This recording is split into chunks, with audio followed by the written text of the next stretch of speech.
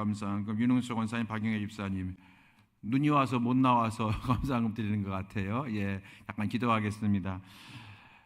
하나님 아버지, 다시 한번 기도합니다. 2월 한 달을 우리들에게 허락해 주셔서 감사합니다. 하나님, 2월 우리 월삭 기도를 드렸는데 눈이 와서 월삭 기도 참석하지 못했던 성도들이 이렇게 예물을 올려드렸습니다. 하나님, 이 예물을 받으시옵시고 월삭 기도 때에 예물 드렸던 성도들을 축복하셨던 것처럼 오늘 예물 드린 성도들에게도 복의 복을 더하여 주시어서 한 달 동안 예수와 함께 동행하며 예수와 함께 즐거워하며 예수와 함께 기뻐하는 복된 성도의 삶 될 수 있도록 축복하여 주옵소서. 하나님, 이 시간에 말씀을 듣겠습니다. 전하는 자나 듣는 자가 함께 은혜 받고 더욱 예수께 가까이 가고 더욱 복음으로 살아내는 성도 될 수 있도록 축복하옵소서. 예수님의 이름으로 기도합니다. 아멘. 고린도전서 말씀 오늘 두 번째 시간입니다. 우리 지난주에 여러분 1장 1절부터 17절까지 말씀을 읽어가면서 나는 누구인가 그런 제목으로 말씀을 나누었었어요. 나는 누구인가? 나는 아무개 내 이름이 있고 나는 뭐 누구인가? 나는 뭐 어디 살고 곤지암리 살고 나는 뭐 어디 수양리 살고 이런 걸 얘기할 수가 있고 나는 어느 학교 나왔고 나는 뭐 아들이 있고 나는 딸이 있고 뭐 이렇게 얘기할 수 있지만 우리는 단 한 가지만 얘기한다면 이렇게 얘기할 수 있다는 거죠. 나는 성도다 하는 거예요. 나는 성도이다. 그래서 나는 누구인가? 나는 성도다. 성도는 누구냐? 하나님이 택하셔서 성도가 된 사람들이고 하나님이 불러주셔서 성도가 된 사람이다. 나는 성도이다. 여러분 지난주 말씀인데 조금 기억나실 거예요. 그래서 하나님께서 나를 지켜주시고 인도하시고 이 땅에서 동행하셨다가 천국에서 천국 자리를 마련해 놓으시고 의의 멸관까지 준비해 놓으심을 받은 성도, 저와 여러분이 성도가 된 줄로 믿습니다. 지난주에 그 말씀 나눴어요. 성도라고 하는 말은 거룩할 성자잖아요. 거룩할 성, 거룩한 무리 이런 뜻이에요.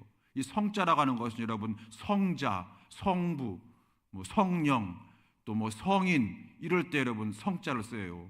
우리가 그렇게 과연 성스러운 사람이냐? 여러분 어떻습니까? 근데 우리가 지난주에 배운 게 뭡니까? 성도는 거룩한 존재라는 뜻은 맞는데 이 성도의 성자가 이게 막 뭐랄까요? 도덕적으로 생활적으로 흠도 없고 티도 없고 여러분 그런 사람이라는 뜻이 아니었어요. 성도가 뭐냐? 거룩하신 하나님께 속한 자이라고 하는 뜻으로 배웠어요. 그러니까 거룩한 성도, 성도는 뭐냐? 도덕적으로 흠없고 깨끗하고 정말로 성자답고 성스러운 사람이 성도냐? 우리 여러분 그런 사람 되지 못해서 늘 안타까운데 성경을 보니까 그런 성도라는 의미가 아니라 왜 우리가 성도냐면 하나님이 거룩하신데 우리는 하나님께 속해 있는 자다. 그래서 우리가 성도라고 하는 말씀을 배웠어요. 그래서 우리가 여러분 날마다 예수 안에 있고 날마다 말씀 안에 있고 날마다 기도 안에 살아갈 때에 우리는 성도의 삶이 계속 유지되고 더 성숙되었지 않겠습니까? 그래서 그렇게 살다 보게 되면은 우리는 다 예수님을 닮아가는 성화의 성도가 될 줄로 믿습니다. 여러분과 저는 누구예요? 성도입니다. 하나님께 속한 자입니다. 할렐루야. 그런데 그런 거룩한 사람들이 모인 성도들의 모임인 한 교회에 이제 좀 갈등이 일어나고 분쟁이 일어났다는 거잖아요. 그래서 그 교회를 개척했던 담임 목사님이었던 이 사도 바울이 근심이 되었고 또 교회를 세우는 것은 사람의 힘으로 되는 것이 아니라 하나님의 은혜인데 그래서 성령님의 근심된 교회가 있었다는 거죠. 그 교회가 어떤 교회예요? 고린도 교회. 우리가 지금 보고 있는 고린도 교회예요. 이 고린도 교회가 바로 여러분 언제부터인가 하나님의 근심이 되었다는 거죠. 여러분 고린도 교회는 참 좋은 교회예요. 어떻게 좋은 교회라고요? 참 좋은 교회라고요. 왜냐하면 여러분 우리가 고린도라고 하는 지역은 정말로 교회가 세워지기 어려운 지역이에요.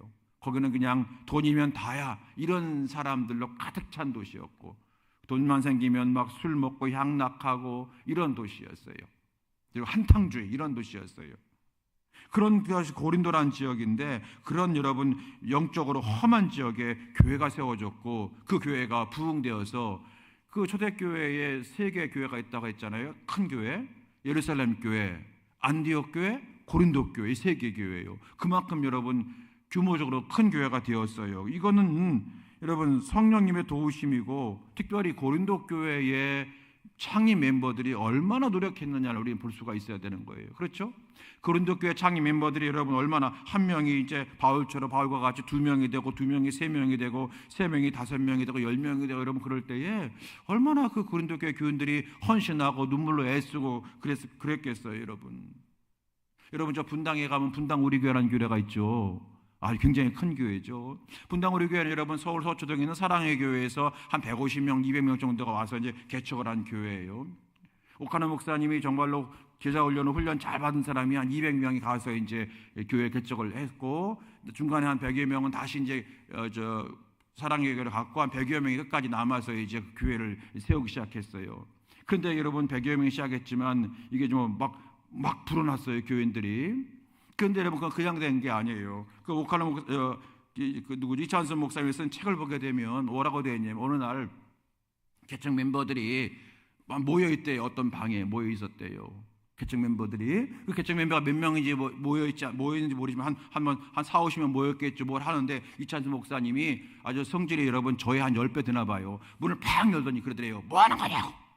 그러면서 여기 개척 멤버들은 10년 동안 장로자 생각 꿈쩍하지 마셔. 그리고 문 탁 닫고 나갔대요. 제가 너무 말을 빨리 해서 여러분 무슨 말인지 못 알아들었어요? 천천히 할까요? 문을 탁 열더니 뭐 하는 거예요? 여기 있는 사람들은 10년 동안 장로라 생각, 장로님 될 생각 꿈도 꾸지 마시오. 문 탁 닫고 가셨대요. 아니 거기 모이는 사람들이 어안이 벙벙해진 거예요. 우리가 목사님한테 뭐 장로 지켜달라고 한 것도 아니고 우리가 그 서초동 사랑의 교회에서 나름 그래도 그냥 이렇게 어떤 일을 하다가 여기 오니까 일이 얼마나 많겠어요? 몇 배 일을 하고 있는데 목사님이 격려는커녕 벌써 갑자기 소리를 버럭버럭 지르고 가니까 얼마나 마음이 상했는지 성도들 여러분 얼마나 많이 속상했겠어요, 이게 도대체. 그죠? 나중에 이찬수 목사님이 그게 영 마음에 걸렸는지 책에 썼어요. 그때 내 어이없는 호통을 듣고 한마디 대꾸 안 하고 따라온 모든 그 성도들에게 난 감사하고 그분들 때문에 이 교회가 이렇게 부흥했다는 거예요. 정말 여러분 개척 멤버 중에서는 10년 동안 장로 하나도 안 세웠대요. 제가 이 말씀 왜 드리냐면 여러분 그 고린도 교회라고 하는 교회가 정말로 크게 부흥했던 이유는 초기 성도들의 헌신과 눈물과 여러분 거기에 있었던 거예요. 성령의 은사가 충만한 교회라고 했잖아요. 고린도 교회는 성령의 은사가 많잖아요. 은사에 여러분 그 여러 가지 쭉. 여러분 그 말은 무슨 말입니까? 성령의 은사가 많은 교회였다고 하는 것은 여러분 성령의 은사는 말씀을 들으면서 특별히 기도할 때 여러분 임하잖아요. 그 초기 교인들이 얼마나 기도를 많이 했는지 우리는 짐작해야만 되는 거죠. 그죠? 그래서 이 고린도 교회는 얼마나 처음에 좋은 교회였는가. 헌신과 눈물의 교회, 그리고 얼마나 기도가 많은 교회였는가 우리가 짐작할 수가 있어요. 그래서 사도 바울이 이제 그 교회가 어떤 문제가 갈등이 있다고 하는 걸 듣고 빨리 찾아가서 알아보고 깨우칠 건 깨우쳐주고 격려할 건 격려하고 그러고 싶었는데 그러지 못했어요. 그래서 먼저 편지를 보냈다고 했죠. 그래서 첫 번째 보냈던 편지가 고린도 전서예요. 그런 다음에 고린도 전서 보낸 다음에도 갈 기회를 못 찾은 거예요. 그러니까 이제 두 번째 편지 보내는 게 고린도 후서가 되겠죠. 그런 거예요. 여러분 그러면서 오늘 본문 이제 1장 18절 이하의 말씀에서는 참 여러 가지 중요한 말씀이 많이 있지만 오늘 수요예배 시간이니까 두 가지의 말씀을 함께 나눌 겁니다. 두 가지 단어예요. 첫 번째는 뭐냐면 자랑이라는 단어고요. 또 한 단어는 복음이라는 단어예요. 자랑, 복음. 첫 번째 뭐라고 얘기하시냐면 자랑하지 마라 이렇게 말씀을 하세요. 29절부터 31절까지 말씀이거든요. 한번 보실까요? 29절 31절 자 자랑하지 말라 함께 읽겠습니다. 시작. 이는 아무 육체도 하나님 앞에서 자랑하지 못하게 하려 하심이라. 너희는 하나님으로부터 나서 그리스도 예수 안에 있고 예수는 하나님으로부터 나와서 우리에게 지혜와 의로움과 거룩함과 구원이 되셨으니 기록된 바 자랑하는 자는 주 안에서 자랑하람과 같게 하려 함이라. 아멘. 여러분 갑자기 사도 바울이 왜 자랑하지 말라 그리고 여러분 잘 아시는 것처럼 자랑하는 자는 어떻게 자랑하라? 주 안에서 자랑하라. 갑자기 이 말씀을 왜 하셨을까요? 예, 알고 있듯이 여러분, 이 사람들이, 이 고린도 교회는 네 부류가 있었다고 그랬잖아요. 1장 12절 말씀 보게 되면은 너희가 각각 이르되 나는 바울에게, 나는 아볼로에게, 나는 게바에게, 나는 그리스도에게 속한 자라 한다는 것이니, 우리 간단하게 말하면 그 교회에는 네 부류가 있었대요. 첫 번째 파라고 해요. 바울파, 아볼로파, 게바파, 그리스도파, 이 네 파가 있었대요. 예, 파는 여러분, 저는 대파나 쪽파나라도 이런 파는 모르는데 이런 파가 있었대요. 이 사람들이 여러분이 네 파가 분쟁을 일으킨 거예요. 그랬더니 이 네 부류에 속하지 않은 사람들 많이 있겠죠. 이 고린도 교회는 굉장히 큰 교회거든요. 그러니까 네 부류에 속하지 않은 많은 사람도 있겠죠. 그 사람들도 불편해진 거예요. 그래서 교회에 뭐가 깨졌느냐? 화평이 깨져버렸어요. 그리고 성령의 역사하지 않게 되었어요. 여러분, 성령의 역사는 항상 생명과 평안이니라.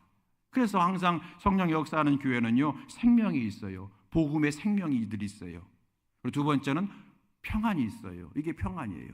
그래서 여러분, 그래서 막 교회가 갈등하면서도 싸우면서도 교회가 부흥한다 그러면 그것은 뭐 그래도 여러분 부흥하면 좋은 거겠지만, 그러나 그건 성령의 부흥이 아니라고 봐도 되는 거예요. 늘 성령의 역사하시는 것은 생명이 있는, 생명은 복음이잖아요. 복음이 살아있고 그다음에 평안한 교회가 정말 성령의 역사하는 교회라고 우리가 보면 되는데, 이 고린도 교회는 정말로 그런 교회였어요. 그런데 어느 날 갑자기 화평이 깨진 거죠. 바울은 이 사람들이 이렇게 네 파로 나눠진 이유가 뭐라고 판단했냐면, 너희가 서로 뭐하기 때문이다? 자랑하기 때문이다. 이렇게 얘기하고 있는 거예요. 자랑해서 그런 거야. 자랑하지 마. 그런 거예요. 어떤 자랑이었을까? 뭐 육체적인 자랑도 있을 수가 있겠죠. 육체적인 자랑. 우리가 더 뭐 부자다, 내가 더 똑똑하다, 내가 더 힘이 세다, 뭐 이런 자랑할 수 있겠고, 또 신앙적인 자랑도 가능해요. 내가 더 기도 많이 한다, 내가 더 신앙심이 좋다, 내가 더 헌금 많이 한다. 여러분, 이렇게 내가 더 헌신한다, 이런 신앙적인 자랑할 수가 있겠죠. 여러분과 저는 사실은 자랑하며 살아요. 그죠? 아무것도 자랑하지 않고 살려면 진짜 우리가 여러분 저 산속에 들어가서 혼자 살아야죠. 또 어떻게, 아마 산속에 들어가서도 자랑할 것 같아요. 어느 날 제가 이제 집에 가니까, 저희 집에요. 집에 가니까 뭔가 이렇게 여러분 종이 액자 같은 게 있더라고요. 뭔가 이렇게 집사람 화장대 앞에 붙어 있어요. 그래서 뭔가 이렇게 봤더니 김희영 사모가 붙여놨더라고요. 자기가 받은 상장을 붙여놨더라고. 그래서 저는 뭐냐면 찬양율동 신학교 다닐 때에 최우수상 김미영 이거 받았었거든요. 네, 창작무용하는데 최우수상 받았어요. 졸업할 때. 그걸 딱 붙여놨더라고요. 글쎄. 여러분 웃지도 않으시네요. 저는 그거 보고 웃었어요. 아이고 참나. 그래서 그랬어요. 저게 이렇게 나름 언제적인데 나름 또 본인 스스로 기특했나 봐요. 자랑하고 싶은 거죠. 하긴 여러분, 우리는 다 자랑하고 싶은 게 있어요. 우리는 자랑하면 기분이 좋잖아요. 우리는 자녀 자랑, 세상에 여러분 자녀 자랑할 때, 여러분 자녀가 잘 되면 우리가 자녀 자랑할 때 얼마나 여러분 좋아요. 남편 자랑, 아내 자랑, 또 여러분 교회 자랑할 때도 좋죠. 그죠? 교회 자랑할 때 얼마나 좋아요. 또 내 수고와 내 노력을 우리가 자랑할 때가 있어요. 또 하나님께 받은 축복 얼마나 많습니까? 어떤 건강의 축복, 재물의 축복, 여러 가지 하나님께 받은 축복이 많잖아요. 그거 여러분 자랑할 때 이거 다 좋은 거예요. 안 좋은 건 아닙니다. 그런데 이게 항상 선을 넘어서 문제예요. 그죠? 과도한 자랑은 안 되죠. 결과가 안 좋아요. 어떤 결과가, 여러분 과도하게 자랑하면 어떤 결과가 생깁니까? 첫 번째는 사람과의 관계가 깨져요. 여러분 너무 자랑 많이 하면 그 사람이랑 얘기하고 싶으세요? 얘기하고 싶지 않으세요? 아우, 난 피하고 싶어요. 어떤 너무 자랑 많이, 아이고, 자랑 너무 이게 선 넘으면, 너무 과도한 자랑하면 여러분 안 만나고 싶고, 또 얘기하면 저 얘기 또 얘기한다 그러죠. 그래서 조금 안 불편해지잖아요. 그래서 사랑과 관계가 깨지고, 두 번째 더 중요한 게 뭐냐면 하나님의 은혜가 막힐 수가 있다. 막힌다가 아니라 막힐 수가 있다. 왜냐하면 나도 모르게 자랑하다 보면 나도 모르게 겸손해져요, 교만해져요. 교만해져요. 나도 모르게 자랑하다 보게 되면, 내가 교만한 마음 갖고 자랑은 아닌데 선 넘다면 나도 모르게 교만해져요. 여러분, 하나님은 교만한 자를 멀리하시고 겸손한 자를 가까이 하시잖아요. 그래서 우리가 여러분 이 자랑은 굉장히 좋은 거지만, 나를 기분 좋게 하고 업되기는 거 하는 거지만 늘 우리가 조심해야 된다. 어떻게 해야 되느냐? 정말로 내가 감사해서 하는 자랑인가, 아니면 남에게 뭔가 좀 나를 드러내기 위해서 하는 자랑인가, 요것만 점검해 보시면 돼요. 여러분 막 자랑하다가 이게 정말로 너무 감사해서 하는 자랑인가, 아니면 나 자신, 나 이런 사람이야, 나를 드러내기 위해서 자랑인가 한번 순간 생각해 보시고, 나를 드러내기 위한 자랑이다 그러면 그때부터 여기까지만 그만하고 끝내세요 여러분. 그러면 됩니다. 자, 그러면 우리가 여러분 자랑하지 말라고 주님이 말씀하시는 건가? 아니죠. 31절 보니까 뭐라고 했어요? 주 안에서 자랑하라 그랬어요. 한번 다 같이 해봅시다. 주 안에서 자랑합시다. 주 안에서 자랑합시다. 31절 기록된 바 자랑하는 자는 주 안에서 자랑함과 같게 하려 함이라. 아멘. 근데 여기 보니까 기록된 바, 이것은 구약성경에 기록됐다는 거예요. 구약성경에 자랑하는 자는 주 안에서 자랑하라라고 기록된 것처럼 그렇게 자랑해라라고 하는 말씀이에요. 그럼 구약성경에서 어디에 기록되어 있느냐? 거기 여러분 기억이라고 써 있고 밑에 쭉 내려오게 되면 성경책에 에레미야 9장 23절 이하라고 써 있어요. 한번 성경 찾아봅시다 여러분. 에레미야 9장 23절. 주 안에서 자랑하라고 하는 것이 무슨 뜻이냐? 에레미야 9장 23절. 에레미야 9장 23절.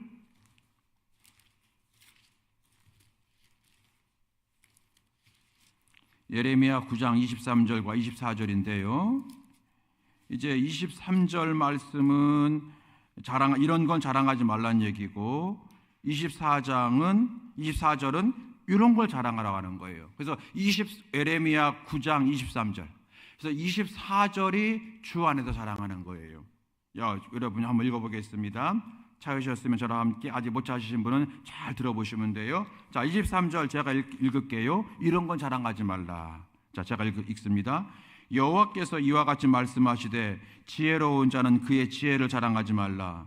용사는 그의 용명을 자랑하지 말라. 부자는 그의 부함을 자랑하지 말라. 이런 걸 자랑하다가, 여러분 이런 것이 아까 말씀드린 대로 자랑하다가 어느 손 딱 대서 이게 좀 과하다 그러면 얼른 절제하시면 돼요. 여러분, 그래서 이게 절제하시면 돼요. 아예 처음부터 자랑하지 말라고 하는 건 제가 볼 때 이건 안 되는 거죠. 왜냐면 저도 못하는데.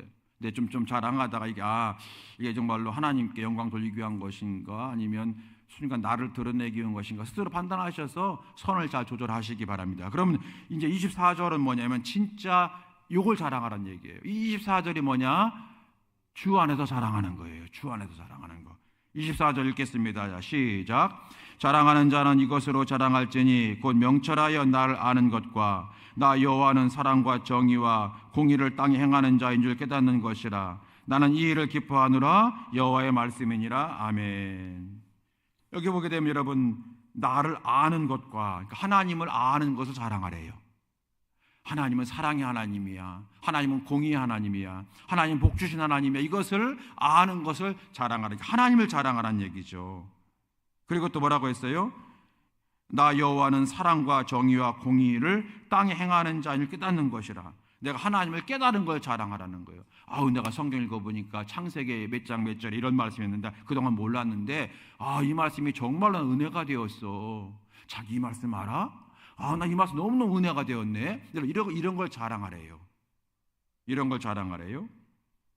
그러면 하나님께서 이 일을 기뻐하느라, 하나님께 기쁨이 되는 자랑이 된다고 말씀하는 거예요. 그러니까 종합하게 되면 하나님을 아는 것 자랑하고, 하나님이 깨닫게 하신 걸 자랑하고, 하나님은 이렇게 역사하신다고 하는 것을 자랑하고, 예수님 자랑하고, 그죠?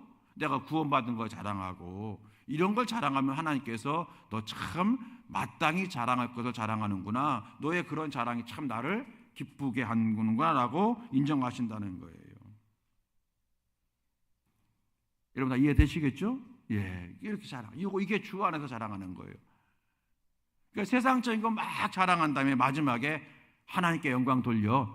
이건 여러분 하나님 세상 자랑이지 주 안에서 자랑하는 게 아닌 거예요. 앞에는 다 하고 마지막에 하나님께 영광 돌린다고 하는 것은 아니니까. 하여튼 여러분 그렇게 해. 근데 여러분 제가 목회적으로 제가 오래 목회하면서 덧붙인다면 주 안에서 자랑하는 것이 뭐냐면 이거죠. 상대방이 내가 하는 자랑을 듣고 신앙의 도움을 받아요. 그러면 그게 주 안에서 자랑하는 거예요. 그러니까 막 얘기하는데 어떤 권사님이 이제 속회원들한테 막 이제 자랑을 한단 말이에요. 속회원들이 듣다가 아이고 참 잘났다 뭐 이렇게 생각하면 안 되고, 아 그렇구나, 아 역시 하나님은 살아계셔, 그러면서 자기의 신앙에 도움이 된단 말이에요. 그러면 그것이 주 안에서 자랑하는 거라고 여러분 보셔도 저는 된다고 생각해요. 그리고 그걸 들으면서 막 시기 질투가 생기는 게 아니라 격려가 돼. 어떤 걸 들을 때 격려가 되고 평안이 와. 그러면 여러분 그것은 주 안에서 자랑하는 것이라고 저는 그렇게 믿어요. 이게 여러분 저의 목회적 그런 진단이에요. 여러분 어떻게 생각하십니까? 예, 그렇죠. 그래서 이거 항상 바울이 말하는 겁니다. 주 안에서 자랑하는 성도가 되어라. 고린도 교회 네 파가 아볼로파, 바울파, 게바파, 그리스도파 이 파가 처음부터 분열과 갈등을 조장하려고 만든 건 아닐 거예요. 어떤 모임이 시작됐겠죠. 끼리끼리. 근데 이게 자기도 모르게 다른 교인들보다 자기네가 더 우월하다고 하는 것을 뭐 하기 시작했다? 자랑하기 시작했다는 거예요. 그래서 바울이 지금 그것을 지금 누르고 있는 거예요. 기록된 바 자랑하지 마라 라고 하는 것이 아니라 기록된 바 자랑하는 자는 가급적 어떻게 자랑하라고요? 주 안에서 자랑을 함과 같게 하려 함이라.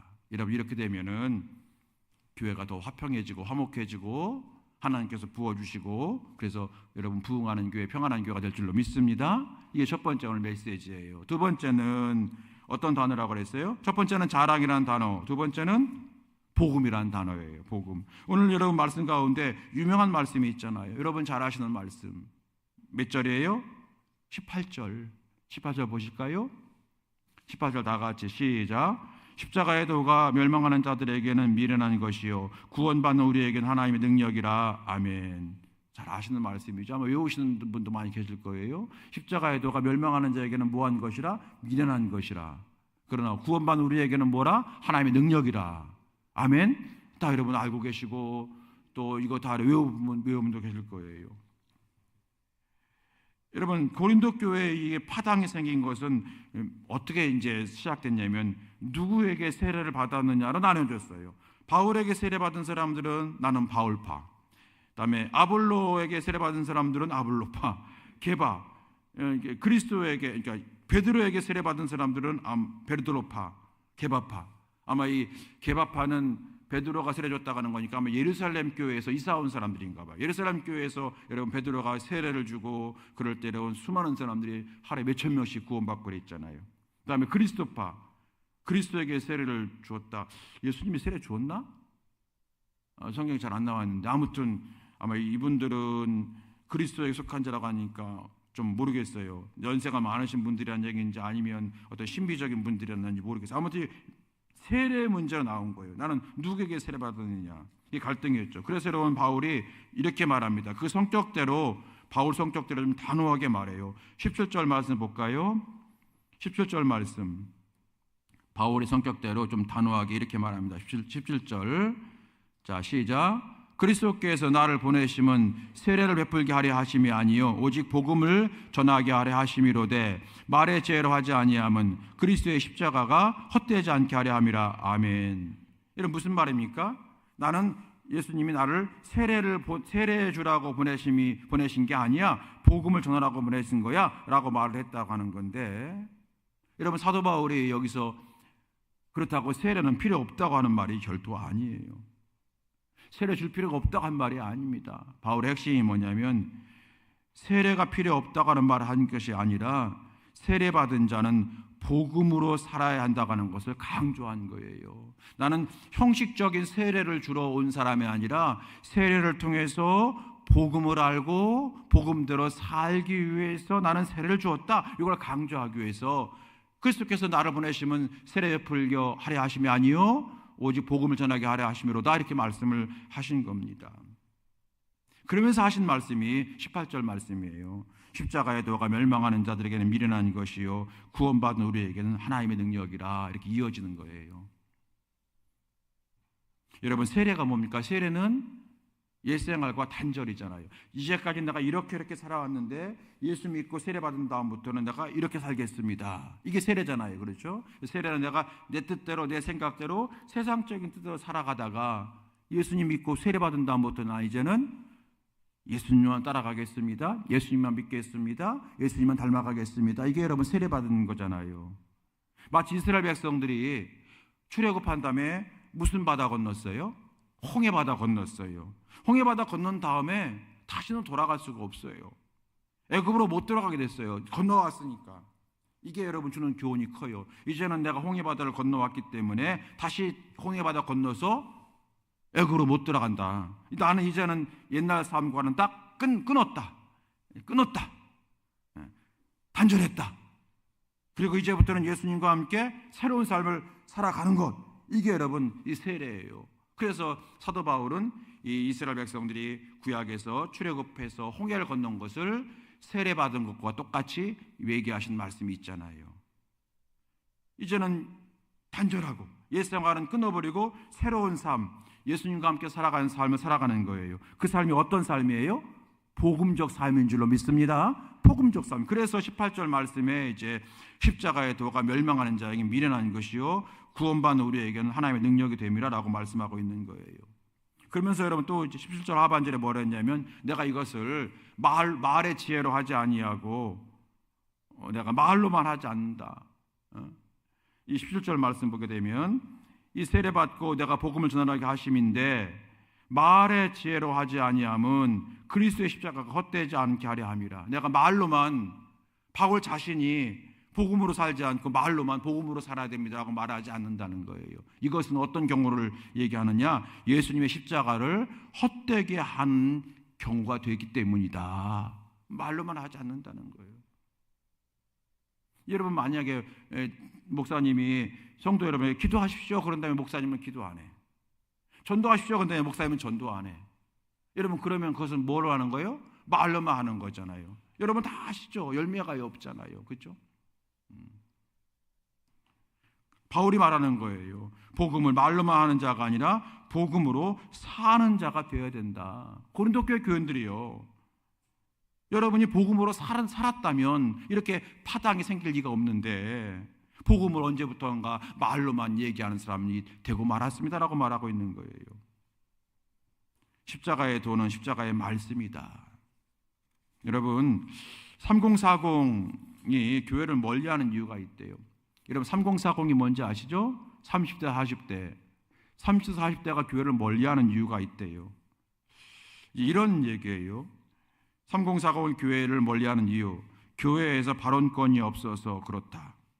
그러니까 모든 교회에서 결정하는 것은 다 이제 거의 60세 이상 되시는 장로님들이나 권사님들이 결정한다는 거예요. 그래서 30대, 40대가 발언권이 없어서 그렇다. 그래서 점점 교회를 멀리한다고 하는 얘기가 있다는 거예요. 그런데 그것은 본질이 아니다. 그건 진짜 이유가 아니라는 거예요. 이렇게 말합니다. 수련회나 교회에서 기도를 배우고 성경을 배운다. 즉 믿음을 배운다. 그러나 세상의 현실 앞에서 믿음으로 살아가는 법을 배우지 못해서 3040의 교회를 떠난다. 믿음으로 살아가는 법을 훈련받지 못해서라고 얘기를 해요. 믿음은 배워요. 기도가 믿음이야, 말씀이 믿음이야. 그런데 믿음으로 살아가는 훈련을 못 배웠다는 거예요. 그러면서 내 소원을 이루는 기도는 익숙하지만 예수님 때문에 희생하고 예수님 때문에 손해보고 하는 법은 배우지 못해서 한 가정을 이루고, 이 3040 한 가정 이루고 초자식 생기고 세상에 나 살아갈 때 얼마나 여러분 세상이 힘들어요. 살기가 어려워요. 거기서 예수 때문에 내가 손해보고 희생해야 되는데 예수 때문에 손해보고 희생하는 법을 배우질 못해서, 즉 예수 살기를 알지 못해서 자기도 모르게 현실이 너무 버거워서 교회를 멀리한다라고 하는 그런 진단의 책이 있어요. 3040 혹시 3040 동의를 아마 절반은 끄덕일 것 같아요. 완전히 끄덕일 수도 있고 또 아닐 수도 있고 사람마다 다르니까 이제 그런 이제 통계. 그러니까 기도는 배워요. 말씀은 배우는데 이 기도를 가지고 세상에서 어떻게 살아가는지를 못 배운다는 거예요. 왜냐하면 세상은 얼마나 여러분 각박해요. 세상이 얼마나 여러분 무서워요. 점점 갈수록 더 그렇잖아요. 우리가 살 때보다 더 힘들어요. 세상 살기가 요즘에 아이들이, 요즘 우리 후배 3040들이 더 힘들어요. 그래서 때로는 손해보고 예수님 때문에, 때로는 예수님 때문에 희생하는 것, 법을 배우지 못했대요, 교회에서. 여러분, 교회에서 서로 이제 성도들이 이제 회의, 이렇게 신앙생활 할 때에 나는 무슨 파 하면서 서로 주도권을 가지고 싸우려 하다 보게 되면은, 야, 예수님 때문에 이럴 때는 우리가 손해도 보는구나, 저분이 참는구나, 이런 걸 교회 안에서 배워야만 된다는 거예요. 그래서 세상에 나가서 때로는 여기서 내가 참아야 돼, 여기 내가 희생해야 돼, 하나님이 살아계시니까, 시퍼렇게 살아계시니까 그분이 반드시 때를 따라 내게 은혜 주실 거예요 라고 하는 믿음으로 돌파해 나간 능력이 천지에 떨어져서 조그만 세상에서 어려움이 오게 되면 겁이 나가지고 주일 성수하는 것도 떠나기도 하고, 헌신하다가도 여러분 헌신 약해지기도 하고 그런다는 거예요. 뭐 이렇게 얘기하다 보니까 우리 교회 3040은 그래도 참 그런 거 보면 참 대단해, 그죠? 훌륭해요 정말로. 여러분, 제가 왜 이 말씀을 해드리냐면, 복음은 말로만 말하는 자가 아니라 복음으로 살아내야 된다는 거예요. 이건 여러분, 저를 포함한 모두에게 주는 교훈이 아니겠습니까? 사도 바울이 마지막으로 정리하기를, 이 복음 18절 말씀 다시, 십자가의 도가 멸망하는 자들에게는 미련한 것이요 구원받는 우리에게는 하나님의 능력이라 그랬어요. 여러분, 십자가의 도가 뭐예요? 십자가의 말씀, 도가 이제 말씀 도자잖아요. 십자가의 말씀. 십자가의 말씀, 다시 말하면, 쉽게 말하면 두 자로 하면은 복음이죠. 복음은 멸망하는 자에게 미련한 것이고 구원받는 우리에게는 하나님의 능력이래요. 이 복음이 믿지 않는 자들에게는 미련해 보인다는 거죠. 우리는 여러분 미련한 모습을 보이고 있어요. 믿지 않는 사람들이 우리에게 저 사람은 참 미련하다 그럴 거예요. 그 교회를 가나? 그 교회가 전부인가? 왜 저렇게 하지? 참 미련하다 그럴 거예요. 그런데 여러분, 성경은 뭐라고 하냐면, 우리는, 제가 이렇게 말했어요. 믿지 않는 자들에게는 복음이 미련해 보입니다 라고 얘기했어요. 그런데 성경은 뭐라고 했어요? 멸망하는 자들에게는 미련한 것이라는 거예요. 즉, 믿지 않는 자들은 어떤 사람들이다? 멸망하는 사람들이다. 근데 멸망하는 사람들이, 이 단어가 저도 헬라어 잘 모르는데 한번 찾아가 봤더니 문법으로 현재 분사형으로 돼 있어요. 이게 무슨 뜻이냐면 이거예요. 지금은 괜찮은데 마지막에 멸망하는 자, 그게 아니라 지금부터 멸망의 길로 가는 중이라, 이런 뜻이에요. 그러니까 믿지 않는 사람들은 오늘도 멸망의 길을 걸어가고 있고 내일도 멸망의 길을 걸어가고 있다는 거예요. 그들은 계속해서 멸망의 길로 걸어가는 자들이라는 거예요.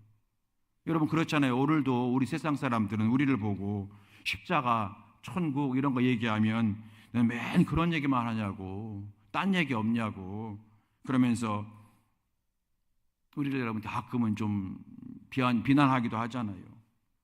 그러면서 그들은 무슨 얘기합니까? 먹고 사는 문제만 얘기를 해요. 더 많은 걸 가지려고 하는 이런 얘기들.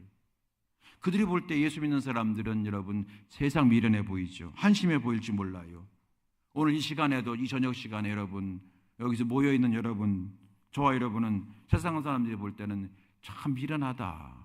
아니 뭐 일요일을 한 번만 가면 되지 뭘 또 수요일도 가고 또 금요일에 가가지고 또 뭐 죄하고 뭐 참 미련하다 그럴 거예요. 하나님 자꾸 막 저런다고. 그런데 여러분, 우리에게는 십자가는 미련한 것이 아니라 구원 얻는 하나님의 능력이 됨을 우리는 믿기에 오늘도 여기 나온 줄로 믿습니다. 우리 보고 미련하다고 하는 사람들, 그 사람들의 코에 호흡이 끊어지는 그날 그들은 갈 곳 몰라 결국은 지옥을 가면서 여러분 통곡의 눈물을 흘리게 될 것입니다. 우리가 예수님을, 그리스도를 믿고 예수님을 따라갈 때에 때로는 이 길이 좁은 문이기도 해요. 여러분, 신앙생활 할 때 늘 뭐 기쁜 건 아니잖아요. 때로는 여러분 힘들 때도 있잖아요. 그게 좁은 문이라고 할 수 있어요. 그때도 신앙의 길을 우리 걸어갈 때 우리는 그것이 다 하나님께서 기억하셔서 훗날 의의 면류관으로, 그리고 칭찬과 영광과 존귀를 받게 하실 줄로 믿습니다. 옛날 복음성가인데요, 제가 이 말씀 준비하다가 요즘 저희 어머니 생각이 자주 나는데, 어머니가 옛날 불렀던 복음성가가 있어요. 세상 사람 날 부러워 아니하여도 나도 역시 세상 사람 부럽지 않네. 하나님의 은혜를 생각할 때에 할렐루야 찬송이 저절로 나네. 여러분 기억나시는 분 계시죠? 그 찬양을 계속 불렀어요, 어머니가. 곡조는 맨날 틀려. 어떤 때는 그 곡조를 하나님 은혜로 붙였다가 이쪽에다 붙였다 갔다 근데 하면 세상 사람 날 부러워 아니하여도 이 세상의 권세자들 날 부러워해. 성령 충만 받을 것을 생각할 때에 할렐루야 찬송이 저절로 나네. 아멘. 예, 이 믿음으로 살아가는 여러분, 끝까지 믿음으로. 미련한 자들에게는 십자가의 도가, 멸망하는 자에게는 십자가의 도가 미련해 보이지만 구원받은 우리에게는 하나님의 능력이 되는 줄로 믿습니다. 이제 말씀 마칩니다. 여러분, 저는 우리 명함의 성도들이 정말로 자랑거리가 많은 하나님의 축복자가 되게 될 주의 이름으로 축원합니다. 그런데 우리 하나님께 축복을 받은 다음에 자랑할 때는 정말 하나님이 기뻐하는 자랑을 하는 우리 모두가 되시고 예수님만 자랑하는 성도가 될 수 있게 되길 축복합니다. 그리고 복음을 아는 자답게, 우리 복음을 알잖아요. 아는 자답게 복음으로 살아가는 참된 성도가 되시는 저 여러분 될 수 있게 되기를 예수님의 이름으로 축원합니다. 함께 찬송하시겠습니다. 오늘 찬송과 함께 부르고 기도하고 예배를 마칩니다. 254장 찬송합니다.